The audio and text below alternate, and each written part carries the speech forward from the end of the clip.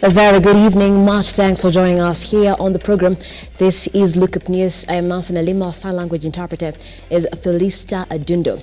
Now, the 9th day of November 2023, a day that had been anticipated for very long by Kenyans, as President William Ruto got to give his very first State of the Nation address.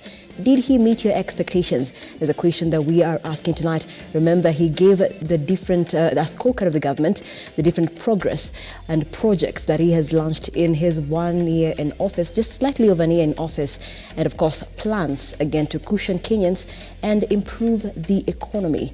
Do let us know what your thoughts are as we get into our bulletin tonight. But before that, here are our top stories.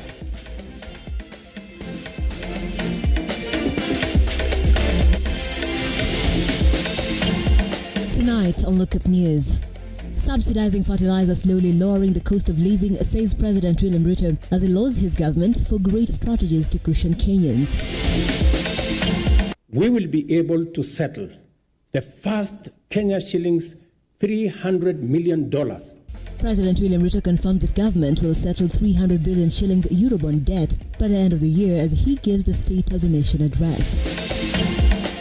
The cost of living will not go down when these teams are in charge. Azimio leader Raul Odinga blames corruption in Kenya Kwanza government as a major factor in the skyrocketing cost of living. And 14 people reported dead and over 30,000 displaced as floods wreak havoc in northeastern.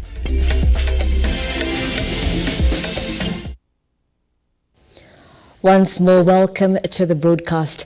The hashtag is Lookuptv News, and of course, State of the Nation address at Lookuptv on Twitter, Lookuptv on Facebook, and Lookuptv on our YouTube channel is where you can engage with us with the question we are asking tonight. Did the president meet your expectations?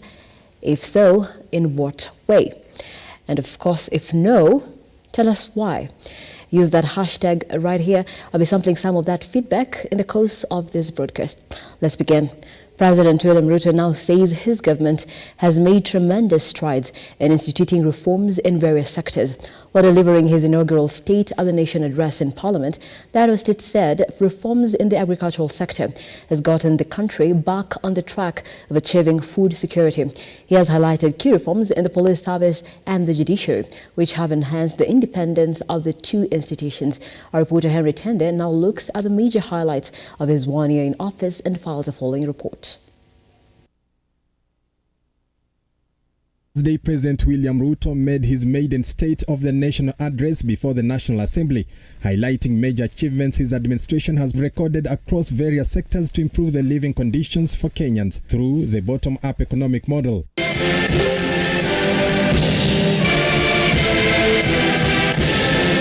Even in the face of hard economic times, the head of state has remained defiant. His government has made tremendous strides in addressing the runaway cost of living. I have a substantial report to give on the progress made in fulfilling this solemn covenant, and that the journey of transforming Kenya for the benefit of present and future generations is fully underway.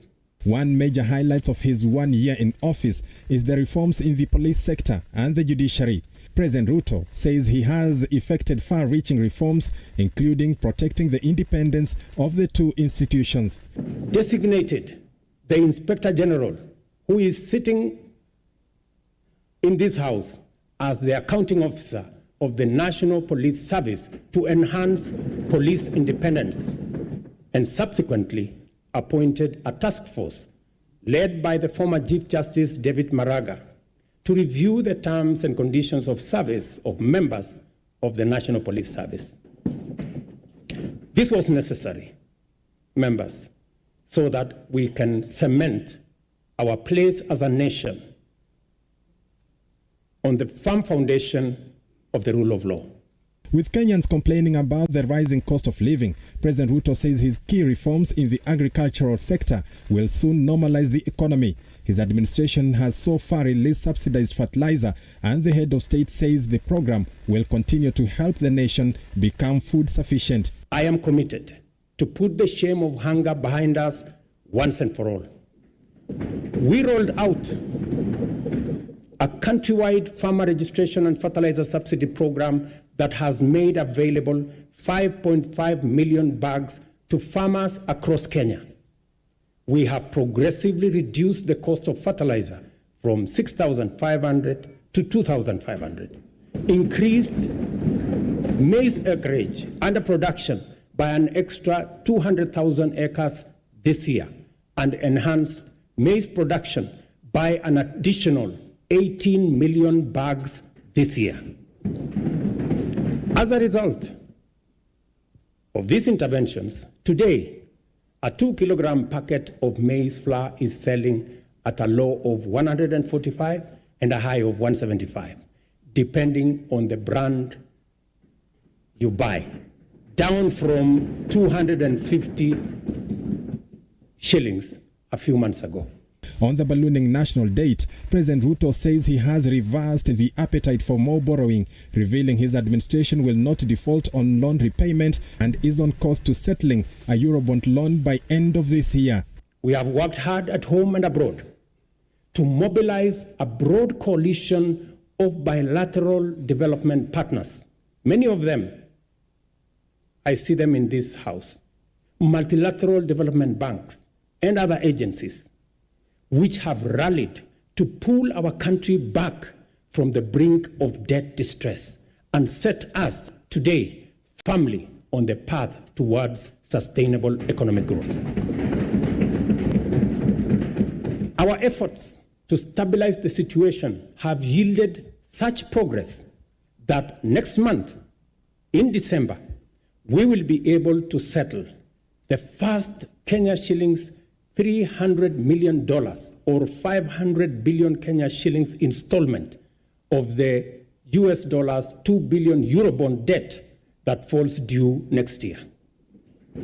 I can now confirm with confidence that we will and we shall pay the debt that has become a source of much concern to citizens, markets, and our partners.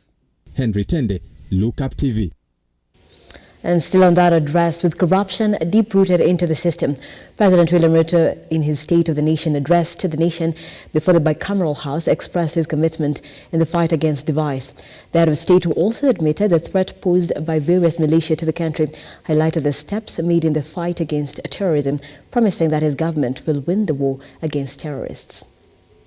Corruption, honorable members, wastage, inefficiency, and negligence are serious threats to our transformation agenda and unacceptable practice that has no place in our nation. I have given my firm assurance to the people of Kenya that cases of misconduct and corruption shall be dealt with ruthlessly, with finality, and expeditiously. I ask this honorable House to finalize the Assets Declaration and Conflict of Interest Bill to further tighten our anti-corruption policy framework and eliminate space for those who want to steal our money. The security and safety of all citizens is our foremost commitment and most fundamental obligation, without which every other endeavor is not possible. The reason why Kenya has continued on the path of steady progress is that we have maintained stability, peace, and security by affirming our territorial integrity and maintaining internal tranquility. This is not to say our country has not had its share of security challenges. The specter of terrorism is a continuing threat that we must remain constantly vigilant against. Pockets of banditry, cattle rustling, and armed lawlessness have besieged and devastated communities in the North Rift, Northeastern, and occasionally parts of Eastern and the coast regions. We all know that insecurity disrupts lives and destroys livelihoods. Our country has lost too many people to this menace. Many children have been orphaned and missed school, and many families have been displaced because of lawless men taking up illegal arms and waging war against communities. Staying on that, President William Ruto, during his maiden State of the Nation address, lauded the ever-changing business environment, with Nairobi ranked as the world's leading destination. Ruto took the opportunity to applaud the country on the strategies put in place to ensure a favorable business environment, not only for locals, but also to woo more investors in a bid to revive the country's economy. Stanley Lugaria with a report. Set to address the bicameral House, President William Ruto, after making his way to Parliament buildings amid high security and inspecting the guard of honor, proceeded to preside over his first ever State of Nation address with key senior government officials present, among them Chief Justice Martha Koome and his Deputy Philomena Mwilu. Our economy is firmly interconnected with regional, continental, and global economic systems. Our security and stability is likewise integrated with those of our neighbors. Kenya has a fundamental, essential, legitimate, and clear interest in conducting robust diplomacy in form of bilateral and multilateral engagements. In his address, President William Ruto praised the national dialogue that are going on at the Bomas of Kenya, reiterating that the talks provide an opportunity for all to have good environment to run their businesses, revealing that Kenya is one of the world's best business destinations, with business booming after hosting the first ever African Climate Summit in Nairobi, as well as having more than 30 heads of state visiting the country in a span of less than 1 year. For the last 12 months, we have continued to fulfill our international obligations through Kenya's leadership in the international arena. This is underscored by the high-level summits Kenya has hosted and participated in. Kenya successfully hosted the inaugural first-ever Africa Climate Summit. We also hosted the 43rd Ordinary Session of the Executive Council, the 5th Mid-Year Coordination Meeting of the Africa Union, and the Regional Economic Communities, and the first-ever African edition of the Berlin Climate and Security Conference in Nairobi. All these summits have brought into our country about 30 heads of state and government and over 30,000 delegates from different parts of the world. According to the president, law enforcers have been able to tackle cases of insecurity within the country's economic hubs, more so after the chaos and destruction of property witnessed during the anti-government demonstrations, insisting that his administration will continue to prioritize safety of the businessmen and women in the country. Partisan process of national dialogue that has enabled our leaders to find common ground on many of the issues whose resolution will accelerate our transformation, deepen our democracy, and enhance national unity. Specifically, I thank the two co-chairs, my good brother, Stephen Kalonzo Musyoka, our former president, and the leader of majority in the House, Kimani Ichung'wah, for doing a wonderful job. Congratulations, gentlemen. Stanley Lugaria, Lookuptv.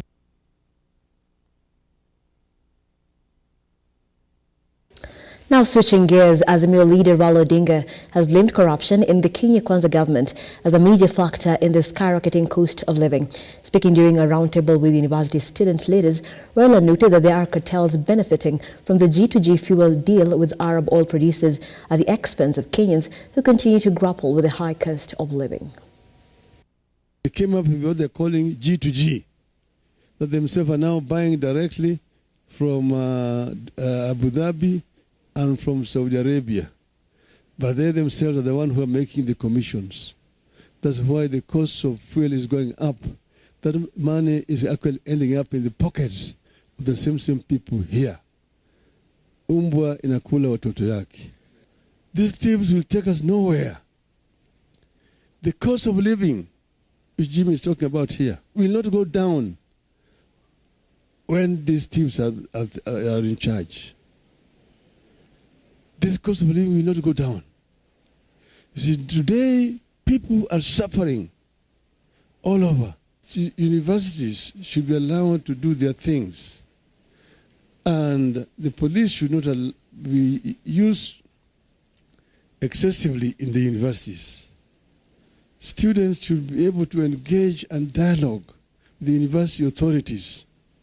That is the civilized way of running universities. But we are dealing with a state that has gone rogue too early.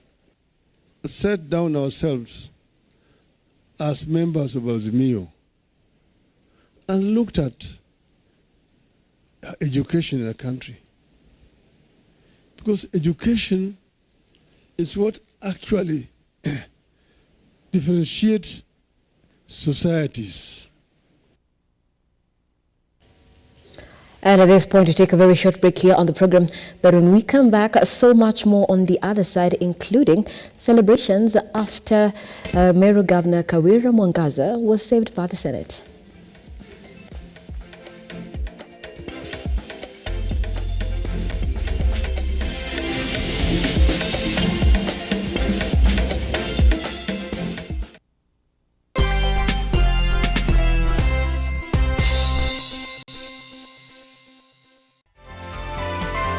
Infinity Industrial Park is one of the largest private industrial parks located along Eastern Bypass, Nairobi, which provides modern infrastructure for smooth operations for industries and business enterprises. Infinity Industrial Park offers world-class amenities and facilities with wide roads, a police station, a power substation, fire station, public transport stage, hospital, and shopping mall. In addition, Infinity Industrial Park also offers CCTV cameras, 24-hour private armed security patrol, sewer, water, fiber optic cable, and 3-phase power connection, added to public utility, canteen, and dining areas. Sail on the golden opportunity to invest in Infinity Industrial Park, fully serviced warehouses at a special price of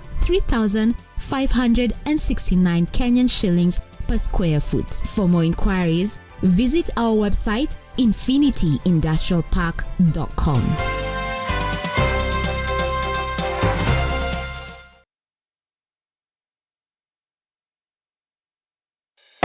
Introducing the Kenya Trade Fair Fusion Sales Drive event in the heart of Nairobi at the Kenya National Archives. It's not just an event, it's sales generation with a remarkable return on investment. Get ready to let your booth do the talking as you study new market trends with lots of entertainment featuring traditional live bands, DJs, and artists. For vendor registration, call 0724 715 334 or 0713 907 584 or 0723 861 173.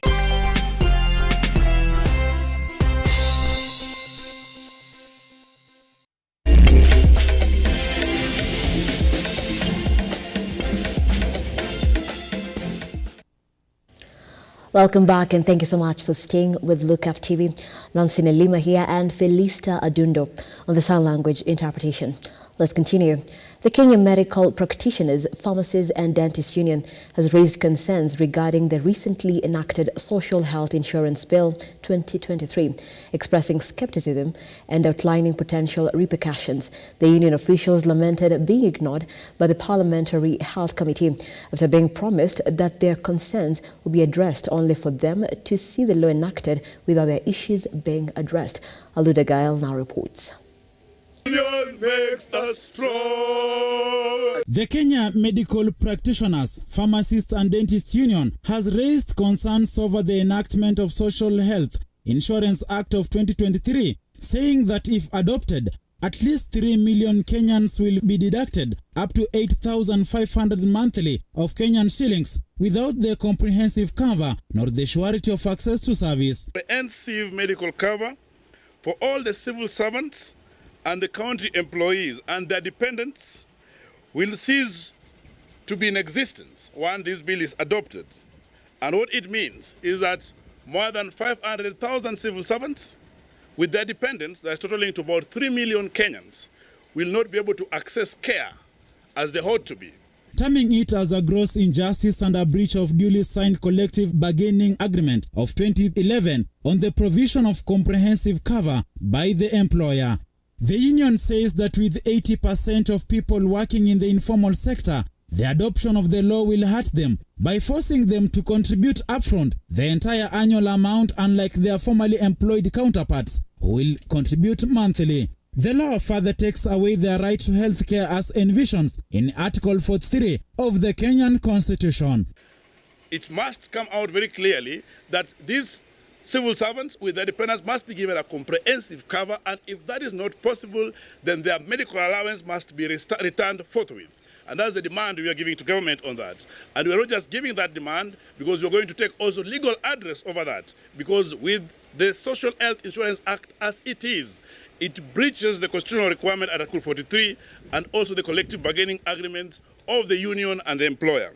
Further, KMPDU demands that with the taxpayers footing the expenses, the union wants the funds to be dispersed to the counties by the Commission of Revenue Allocation and not managed by Social Health Authority, as this will undermine devolution and affect service delivery by the perennial delays, as it has been witnessed in other sectors. The level 1, 2, 3s must be accessed. Then these funds need to be disbursed ante to the hospitals within level 1, level 2, level 3. These funds need to be provided to those counties so that the counties can actually employ health workforce, so that the counties can actually buy the drugs, because these are tax-based funds. The union also raised concerns over the Social Health Authority Board developing regulations without the input of all parties, including the Council of Governors, who are the key stakeholders, as the health function is a 90% devolved unit.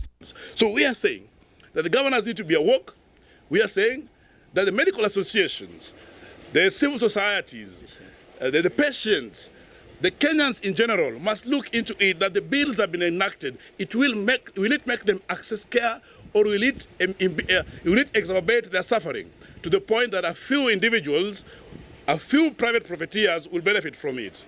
Aludagel for Lookuptv, Nairobi. Now, the government has spent $241 million to prepare for some of the police officers earmarked for Haiti deployment. This is according to Interior Cabinet Secretary Kithure Kindiki, who appeared alongside the Inspector General of Police, Japhet Kome, before a joint sitting with National Assembly and the Senate Committees on National Security, Defense and Foreign Relations regarding the request for approval by Parliament on deployment of NPS officers to Haiti. As Mevin Gitembe now filed, the CS further refuted claims that the deployment will spark crime in the country, while noting that the multinational mission will cost $600 million.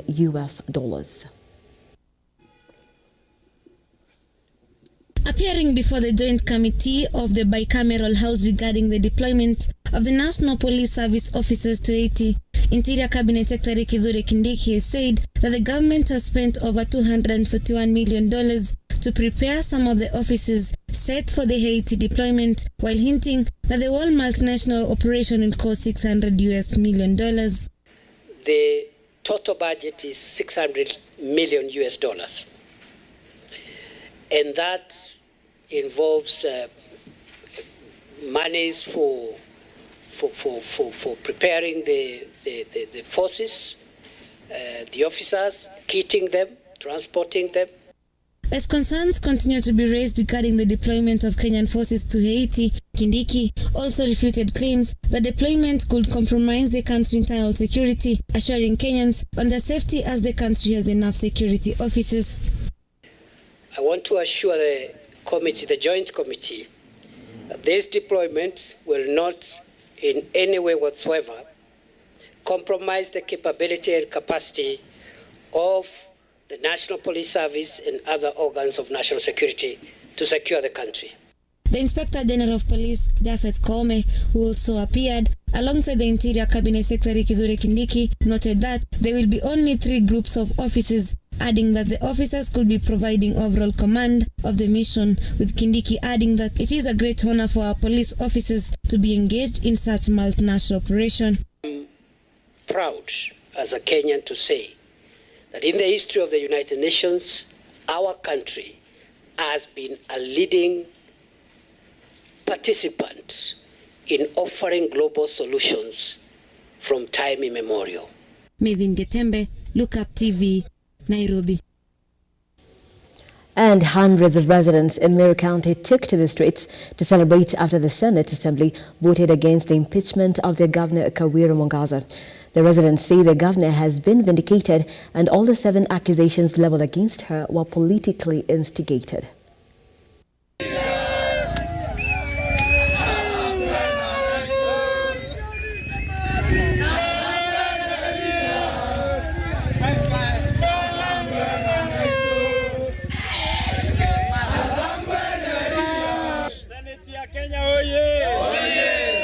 Sisi kama Wameru leo hatutalala, na kama kuna kulala tutalala kwa viatu. Tunafurahia na tunataka kusema pongezi sana kwa gavana wetu Kawira Mwangaza na pongezi sana kwa seneti yetu ya Kenya, kwa sababu tulikuwa tumesema leo ni kama demokrasia ilikuwa kwa msalaba. Democracy was under trial today. Lakini tumeona Senate, nyinyi ni watu wangwana, nyinyi ni watu mnaangalia sheria na nyinyi mnajali Kenya kuliko mtu binafsi. Hii motion ilikuwa conspiracy ya political party leaders na wale viongozi wetu wa Meru wako Nairobi. Lakini leo mumeweza kuamua na kupatia gavana wetu nafasi ya kufanyia watu wa Meru kazi. So tunaomba wajumbe wetu, members of parliament, tunaomba senator wetu, tunaomba CS, tunaomba viongozi wote, tafadhalini kubalini kwamba Meru iko na kiongozi na kiongozi ni gavana Kawira Mwangaza. Leo tumefurahi sana kwa sababu mama yetu amepewa haki yake na Senate. Na tumesema ya kwamba kama chama sisi tumeitikia vile Senate wamesema, na tumesema kutoka leo chama yetu ya Mbasi iko nyuma ya mama. Tumeitikia watu wa Meru. Nataka chama ya Mbasi ikuwe nyuma ya mama. Kwa hivyo wajumbe wote MCS wa Mbasi kutoka leo tumeamua, mimi kama Secretary General wenu, sisi tuko nyuma ya mama Gavana Kawira Mwangaza. Na tumefurahi sana. Na tumeambia wabunge wetu wafanyie kazi tuliwachagulia. Na tumeambia rais wetu ambao tunapenda sana, wale ambao wamepewa kazi Nairobi waendelee kufanya kazi ya Nairobi, waache kazi ya Meru ifanye na MCS na gavana. Mnataka hivyo? Nashukuru sana Senate ya Kenya. Kawira atafanya kazi na wakubwa yote mpaka president. Nashukuru sana Samiti kwa mama. Now, Kenyans will continue to part with more from the pockets to get crucial government services after the Ministry of Interior and National Administration revised fees for various services, top among them acquiring new ID cards and replacements of lost identification cards. As John Matava now files, the move has elicited mixed reactions, with many Kenyans voicing their dissatisfaction with the increments. It is a pronouncement that left Kenyans raging in anger after the Ministry of Interior and the National Administration revised the cost of acquiring several government services. In the new regulations, Kenyans seeking to replace their ID cards have to pay 2,000 Kenyan shillings instead of 100 shillings, with new ID applicants set to part with 1,000 Kenyan shillings. Getting a birth or a death certificate is now 200 Kenyan shillings from 50 shillings, and if you're late in registration, you will have to pay 500 Kenyan shillings and not the original 150. In addition, making an amendment to the birth and death certificates will cost you 1,000 Kenyan shillings and not the previous 130. For an ordinary passport, 34 pages that used to cost 4,500 Kenyan shillings will now cost 7,500. The ordinary passport, 50 pages, will now cost 9,500 Kenyan shillings from the 6,000 Kenyan shillings. And the diplomatic passport, 66 pages, will cost 12,000 Kenyan shillings from 7,500 Kenyan shillings. The revision in charges has elicited mixed reactions from Kenyans, most of whom expressed their dissatisfaction with the move. Mi ID yangu yenyewe imepotea, so sijui venye hata naweza pata hiyo dhao moja kama kupata za chakula, dhao mbili kama kupata hadi za chakula ni shida. Sasa ukiniambia nisiwache basi nishikwe na makarao niende nikakule za bure huko jela. Kinaonekana anajiwekea banki peke yake. Sisi hataki kujua vile tutakaa. Anajiwekea hizo pesa zimsaidie mwenye, sababu maskini mwenye hajiwezi hawezi kusaidia kupata hiyo pesa ya kununua kipande. Atatoa wapi? Na kama kukula kwa tumbo imekuwa shida. Ona sukari vile iko, ona unga. John Matava, Lookuptv. It's a good time to take another very short break here on the program. When we come back, we'll be looking at the state of floods in the country.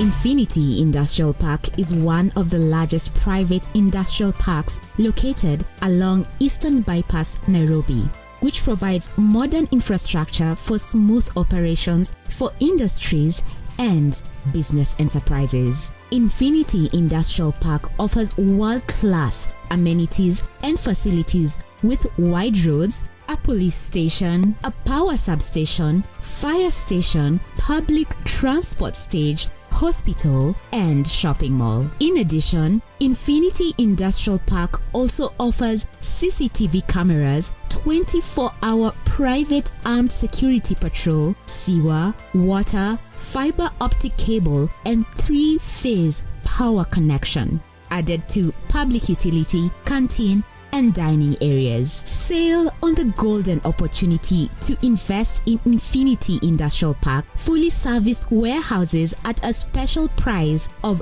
3,569 Kenyan shillings per square foot. For more inquiries, visit our website infinityindustrialpark.com.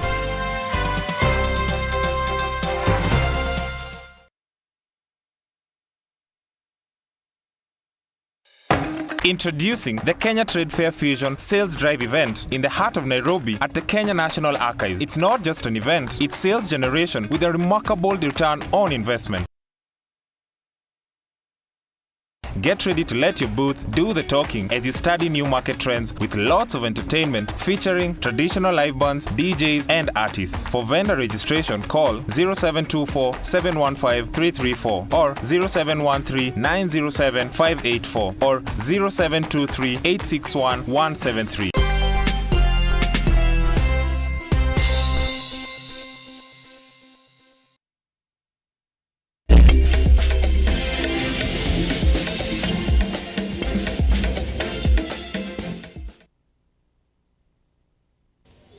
Welcome back. Thank you so much for staying with Lookuptv. The death toll due to flash floods in the northeastern region has risen to 14 as Red Cross Kenya continues to call on residents to keep off from flooded and high-risk areas. Many counties remain on high alert as heavy rains continue to pound various regions. Catherine Siner with the flood watch. Across the country, Red Cross Kenya has come to the aid of those affected by the heavy rains in northeastern Kenya. Speaking when he toured the Garissa-Modagashe road damaged by the heavy rains, Northeastern Region Commissioner John Otieno noted that Mandera County remains the most affected, with 7 deaths as a result of people drowning. We took this opportunity to come and appreciate the extent of damage caused by the ongoing rains.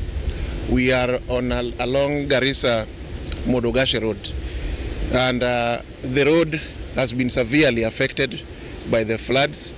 The road has been cut off. You cannot move from Garissa to Modagashe, and it has been cut off in 4 sections. At Jirango, the road is completely cut off. As the rains continue to pound several parts of the country, members of the public and motorists plying flooded roads have been urged to desist from crossing flooded bridges and flyovers. This is to avert accidents, noting that several people have lost their lives while their vehicles were swept away. The motorists plying this road, kindly please don't cross the flooded sections of the road, because the flooded sections you cannot be able to detect where the road has deep gullies. In Tana River County, at least 300 victims of floods at the Madongo campsite in Tana River County have declared starvation, claiming they have not had anything to eat for 3 days since they pitched the camp. According to Ms. Bashir, one of the survivors, families in the camp saved nothing from the floods and only arrived empty-handed, with most of their property carried away by the floods that raved through the village in Mororo at night. Mimi kwanza ni kilio wangu kwa mama na watoto wanateseka sana. Jana tumelala kwa mvua imetuishia kwa mwili yetu. Usiku hatuna mahali kulala, tumeomba kwa majirani tukapeleka tukahifadhi watoto. Catherine Saina, Lookuptv. One person sustained serious injuries after a 5-story building collapsed in Muguini village in Kiambu County. According to the residents, there have been several complaints about the building for a long time, with the county government called upon to ensure the safety of tenants amid heavy rainfall being experienced in the county. The situation unfolded early Thursday morning when the building began losing its firmness, leading to the dislodgement of several construction materials that fell to the ground. The sinking house left residents questioning if the owner of the building followed the correct guidelines required before construction is undertaken. According to one of the residents, the building had already been completed and the owner was now waiting for tenants to start moving in. Ilikuwa wiki sababu kama ni hiyo hadi wiki inasemekana ilikuwa tu ya dakika kidogo sana. Haingekuwa imesababisha hiyo kuanguka kwa nyumba. Moreover, a resident who resided next to the building called on to the national government and the Kiambu County government to do a detailed inspection of all the buildings that are undergoing construction in Kiambu County in order to reduce the frequent occasions of buildings collapsing. Ni nyumba ya ghorofa 5, ghorofa 2 tu ndio zimesink kwa sasa. Yeah. Kuna yote amejeruhiwa, polisi wamefika? Polisi wameshafika hapa, hakuna yote amejeruhiwa. Mwenye alikuwa anaangalia tu peke yake ndio tu, hata hajajeruhiwa pia yako sawa. Ibikadenyi, Lookuptv. Bodaboda riders in Alego-Usonga constituency, Siaya County, have issued a one-week ultimatum to security officers to enforce and resolve the issue of insecurity within the constituency, or else they will take a law into their own hands. Led by David Regan, the residents have slammed police officers, accusing them of being in cahoots with gangs in the region.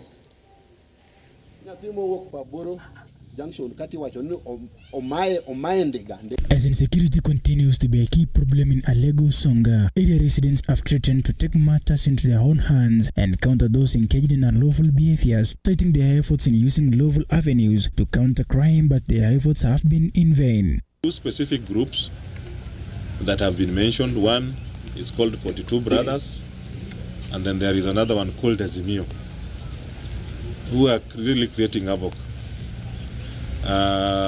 They are stealing our motorbikes, they are killing our people, and I think it's high time that we as a community, we rise and we come together to tackle this. Kwa tunaibiwa pikipiki hapo, tumejaribu kupiga ripoti kwa polisi, tumepigia OCS, OCPD, wajachukua sheria yoyote kuhusu hiyo mambo ya uwizi ya pikipiki. So that tunaomba sisi wenyewe tutachukua sheria kwa mkono wetu, tuangalie vile tunalinda pikipiki yetu.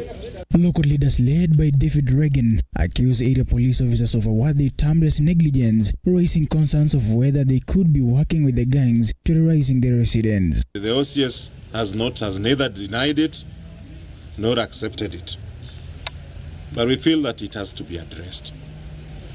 It's getting worse, and now we are approaching the festive season. We feel as a community that something must be done, and it begins with us. We've given them an ultimatum, and we've given them 1 week, so that we can see that the names of those who are forwarded to the officers, those whom we suspect to be committing these crimes, we want to see them arresting. The residents are now calling on the National Police Service to transfer the security enforcers from the area. So we are wondering that we have a police force that is supposed to be protecting us, and that the same police force are the ones who are robbing us. Lemeguran, Lookuptv, Nairobi. This has happened. You should be telling us as a police. Sisi tumefanya hii na hii na hii na hii na hii. And in business, exhibitors from over 25 countries came together today for the annual Big Five Construct Kenya 3-day expo in Nairobi. The event, which saw over 8,000 construction professionals share their wealth of knowledge, seeks to capitalize on Kenya's growth outlook in the construction sector.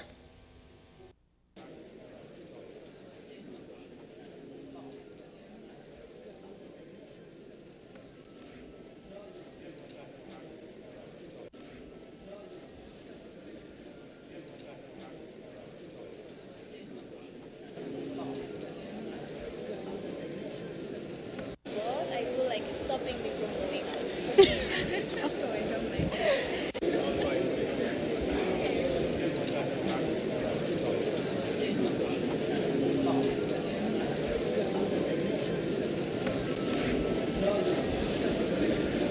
She was young, she had the power enough just to fight conflict.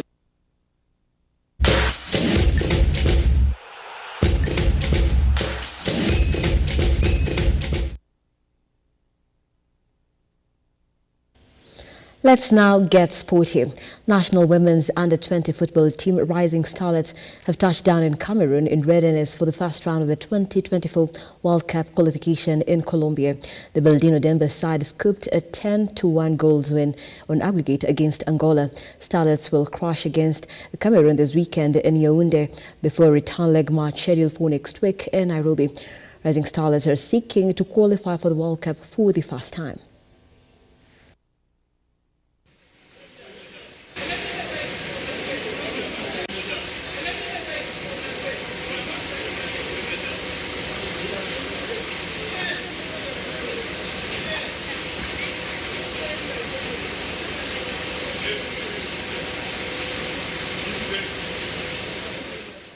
KCB Racing team driver Karan Patel is in search for the African Rally Championship title as he takes on the tough Tanzanian terrain at the competition's last leg this weekend. The driver and his navigator Tausif Khan currently leads the ARC standings with an impressive 120 points, closely followed by Uganda's Jazz Magat with 111 points. Yasin Nasser, despite facing setbacks in the Zambia event, remains a formidable contender with 93 points.